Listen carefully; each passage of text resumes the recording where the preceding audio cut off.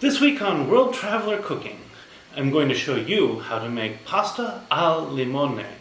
This delightful, light summer pasta from Amalfi and Sicily in different forms is a wonderful dish, not only to impress your friends, but also to practice the intricacies of Italian cheese sauces. If you mess it up, it'll still be light and tasty, it just may not be as full-bodied if the cheese, for example, sticks to your pan. We'll talk about that, we'll talk about how to avoid it. The ingredients of this dish are really quite simple. We have pasta. I'm using de quecho orecchiette. That's probably the wrong pasta for this. Orecchiette is a pasta from Puglia, so this is wrong regional cuisine. But the reason why I've chosen it for this one today is that the shape of this particular pasta is particularly good for practicing Italian cheese sauces. So we're going to use this as a wonderful pasta for learning this dish. We have extra virgin olive oil, we have one lemon, and we have about 100 grams, a little more than 100 grams of pecorino romano cheese. You can use Parmigiano Reggiano or even Grana Padano, but I think the flavors of the pecorino go a little bit better. So that's all we have today. Let's go ahead and get started. So I've already started my water here, and when this comes to a boil, I will add the salt. You want to use plenty of water to cook your pasta. If you're an absolute beginner, and you know how to cook pasta in a smaller amount of water that requires stirring more frequently, you can cook this in less water. But once you're okay at the dish, and I think it's much better to cook it in a larger amount of water. It's a lot less of a workload, and usually I think the dish comes out better. So have a decent sized pot, have a fair bit of water in it, and once this is boiling, we'll add some salt, and we'll come to that. I'm going to get my saucepan ready, and I'm going to use a wok, and one of the things I'm going to do in this video is I'm going to walk through like how the pasta cooking process works and how that plays into Italian cheese sauces. So while I'm waiting for my water to boil, I'm going to zest my lemon. And basically this means I'm going to take this small grater here. You could even use a fine star grater if you wanted. And I'm going to grate off all of the yellow part of this rind.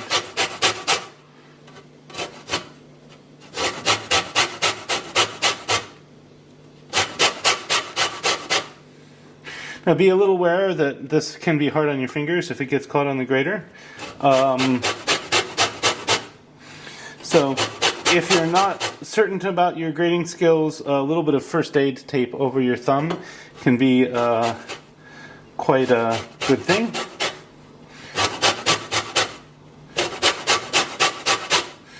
But I'm going to finish this up, and then I'm going to grate all of this romano.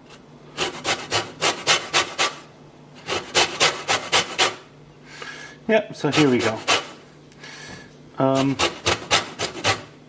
Now I'm going to grate the entire romano, and then I will be back. So from here, the water is now boiling, so I'm going to take a good amount of salt. Now some people recommend measuring salt when using these sorts of dishes. I don't think that's such of a big deal. The issue is that we will use some of the pasta water, so if you really heavily oversalt this, it could be a problem. Next,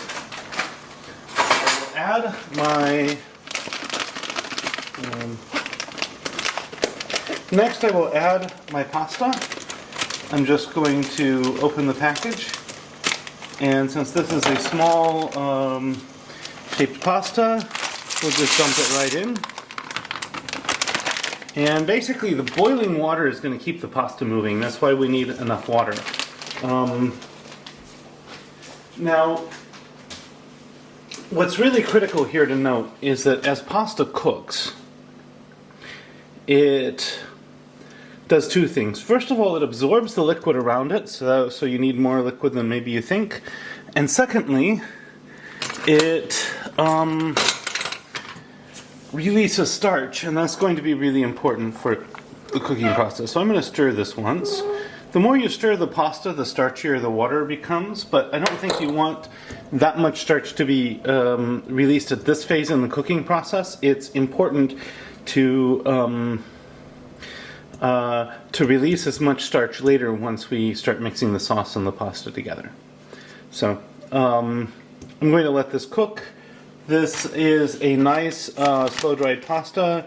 It says al dente is 9 minutes, so it will probably be 7 or 8 minutes from now before I decide that this is done enough. We want this to be really al dente, so really chewy, but having lost the beginning, the end of the bit of crunch. So I'll be back, or rather, in the meantime, we'll go ahead and add a few tablespoons of olive oil to our wok. And it's important not to be stingy on the oil. The oil is part of what makes the sauce thicken up. So if you don't have enough oil, your sauce won't really thicken properly.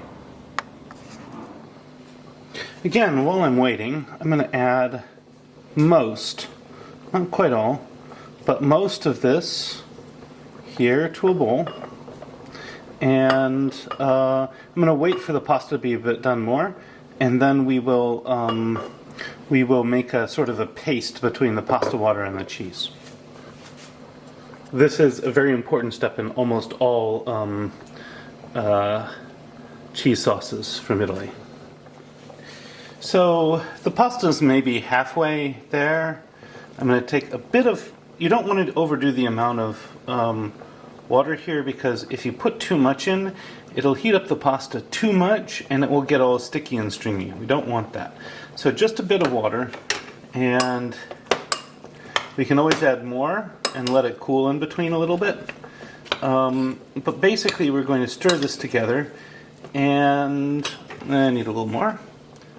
Adding a little more water is needed.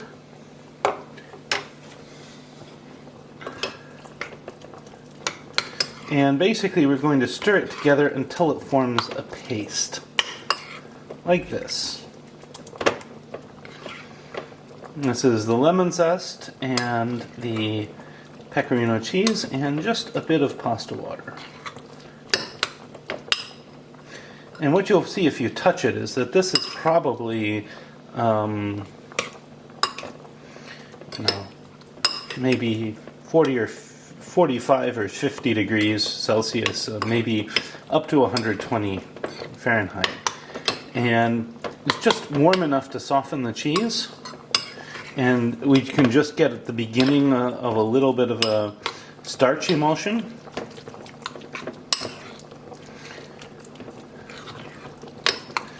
And that's what we want.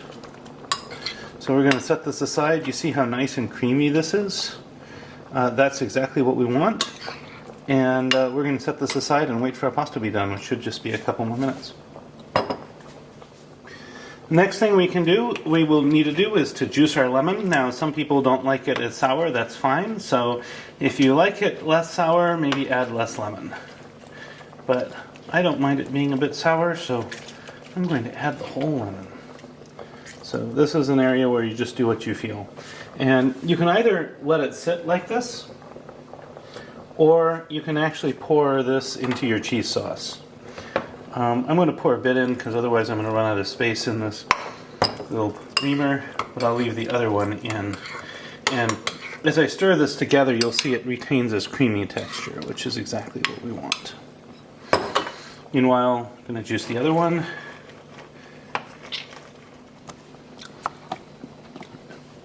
And now the pasta's cooked. Now the pasta's cooked, so I'm going to scoop it up with a sieve, and I'm going to pour it in my wok. And I have not applied heat to the wok yet. This is for a very, very important reason, which is that heat management is one of the critical aspects of Italian cheese sauces. The fundamental issue is that if you get the cheese too hot, it will melt and become stringy. And so typically we want to keep everything on the, how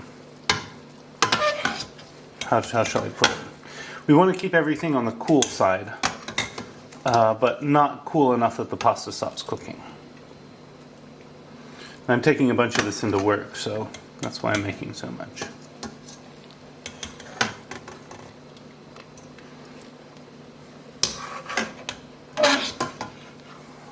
Alright, I think that's it.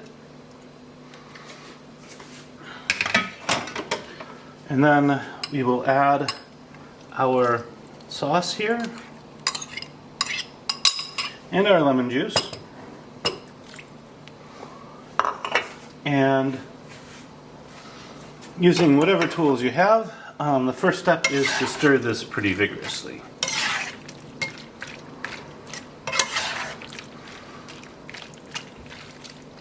You want to make sure the cheese is broken up, the oil and everything is through.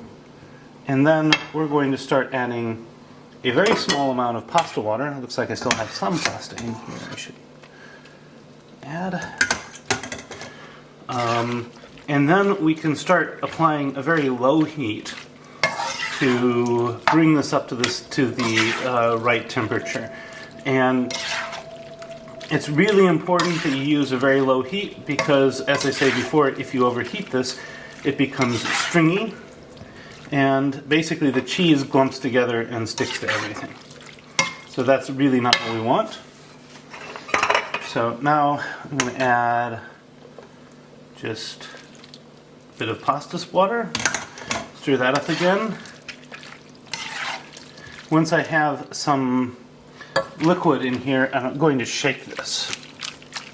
The reason for this is that when you shake the pasta, you're drawing it through the liquid, and this is going to draw out more starch from the pasta. This is why I say you don't really want to worry about the amount of starch in the water beforehand. And now I think we have a good sauce base. So I'm going to turn this on low. And basically I'm just going to lightly heat this up until the sauce is the thickness I want. But I want to be real gentle about it. And how do you know it's thick enough? You basically don't want to see a lot of sauce pooling at the bottom. Here I think it's actually already thick enough. So we're going to take this off the heat, and I'll plate some up for a taste test. So to plate a pasta like this, you want to kind of mound it up.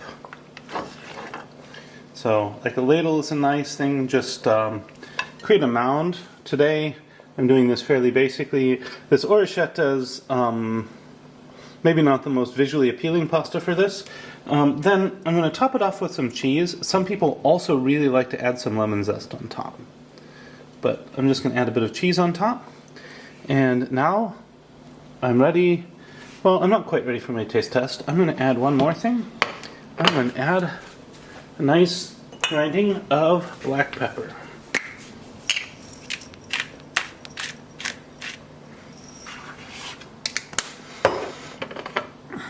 And so here is our pasta al limone. And now for the taste test. So first I'm trying some without pepper and without cheese. Without cheese on the topping. And it's just this lovely symphony of bright flavors of the lemon zest, just with that hint or that sharp sourness that comes from the lemon juice. It's really, really, really very nice. I'm now going to try with some cheese and pepper.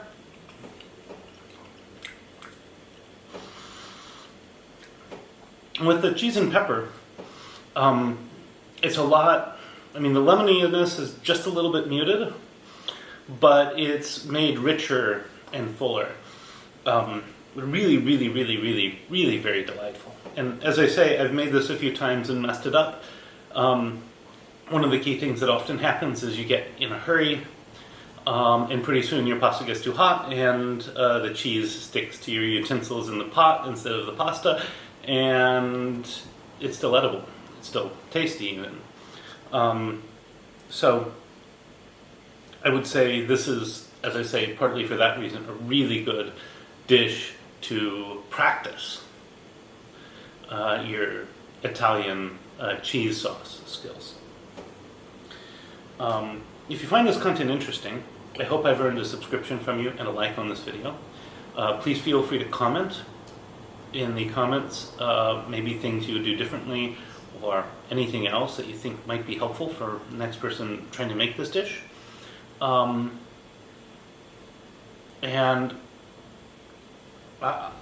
my perspective, discussion about techniques is part of what makes videos like this useful to other cooks trying to make these sorts of dishes. So please don't be shy, and please feel free to comment specifically things that you think could be done differently, and what the trade-off would be. Maybe there's a clear reason most people cooking should do things a different way. But at any rate, I want to say recipes in the description, bon appetit, and see you next week.